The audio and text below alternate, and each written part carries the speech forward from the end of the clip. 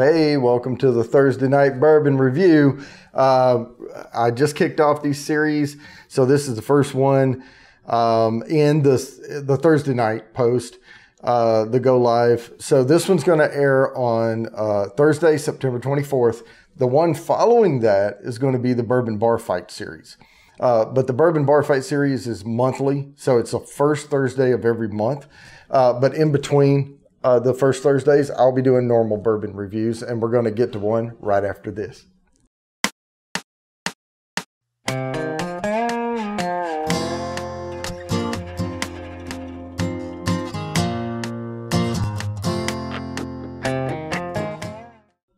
All right, we have Daviess County.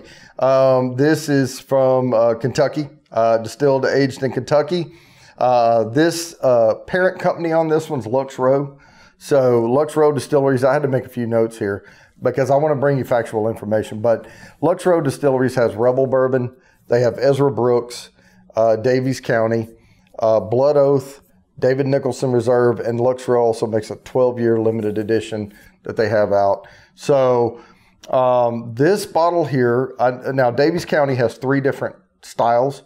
One is French oak aged or finished. So it's Kentucky straight bourbon whiskey finished in French oak barrels. Then they have one that's also finished in cab barrels. But you know, I'm not that huge of a fan of finished bourbons. I have to be in the mood for them. So I'm just going with the straight up Daviess County Kentucky straight bourbon whiskey. Now, the style of this is supposed to be from Lux Row. Now, this is all the hype, you know, and stuff that they say about it.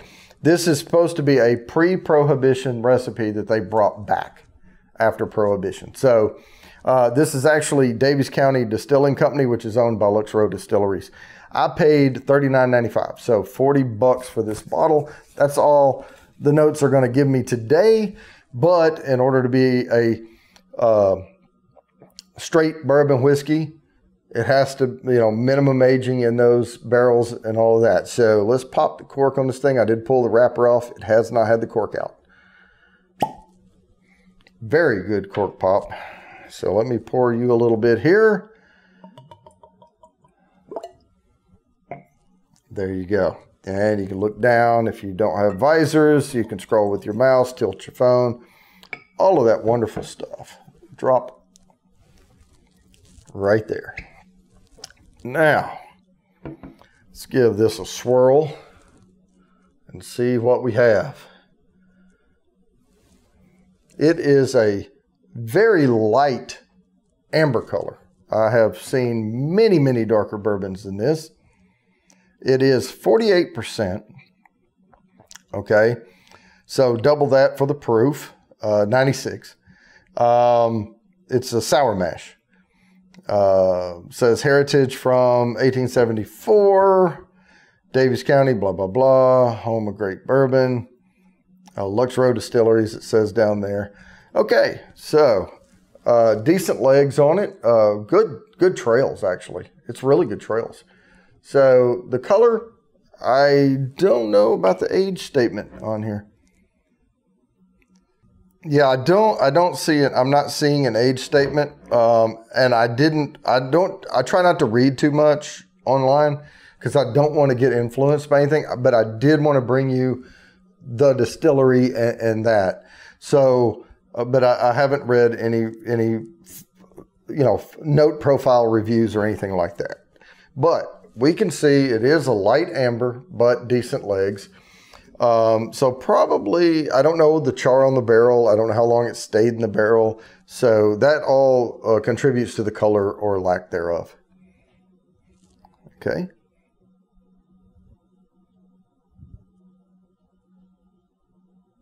I would say this is a wheater.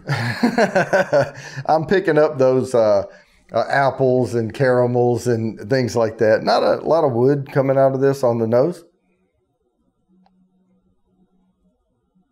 Certainly not a lot of spice, but it is 96 proof, so, you know, I'm not expecting it to be watery at all.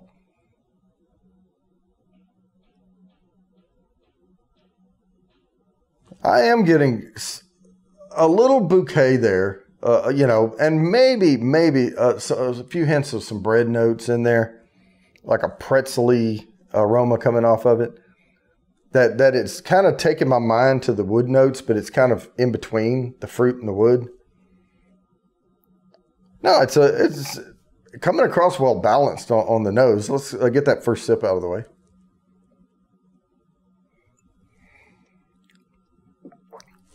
Oh, wow. That coated really, really well. And like I said, it does have decent legs.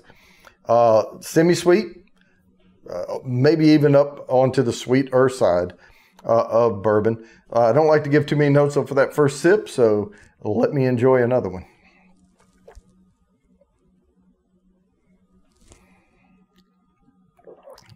Oh, that is pleasant. That is very pleasant. Very easy to drink. On a drinkability scale, this is way up there. Good apple and pear notes coming out in that. Some good fruits. Some maybe even some spotty citrus in there. Just hints of it, but not too much. Caramel for sure. A light caramel. Almost like if you had a caramel candy that was a dark caramel and one that was like about the color of this amber. That is exactly what's coming through on here. A very light caramel flavor. It's really, really good. I am getting some nutty notes out of there, so there could be a little barley, roasted barley in there or something. But, you know, it's more like a pine nut in the background. Or maybe not a pine nut, but like roasted pumpkin seeds or something. It's kind of coming through just a little bit. Yeah, a lot of notes to this for 40 bucks. Sure.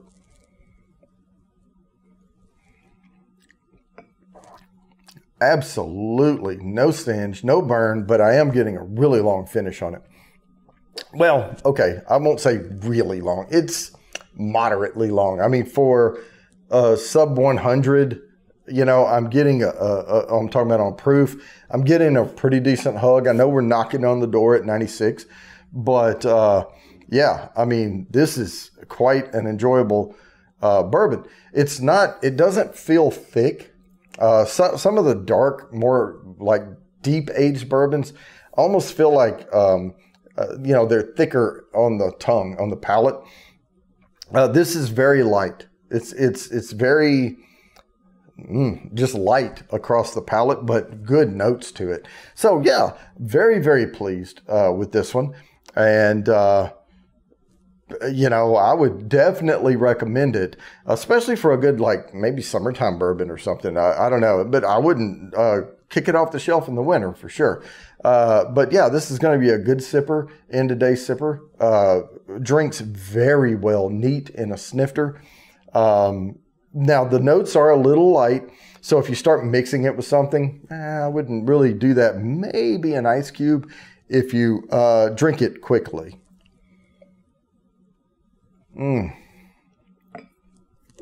Wow, that is good. All right, with that, I'm going to go ahead and wrap this up. As always, please like and subscribe. Hit the bell down there for notifications. Share me out, and I promise I'll be bringing you these videos every Monday, Thursday, and Saturday.